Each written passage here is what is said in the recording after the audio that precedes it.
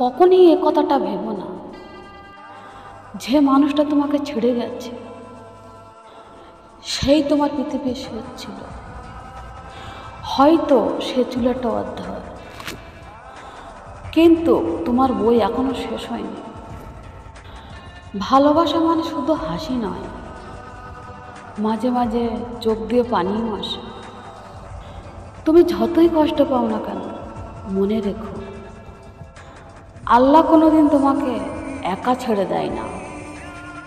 যে মানুষটা তোমাকে ভুল বুঝতো সে তোমার নিয়তি ছিল না। হয়তো সামনের দিনে তুমি ওর চেয়ে তো ভালো কাউকে পাবে, যে তোমার দুঃখকে নিজের সুখে বদলে দেবে।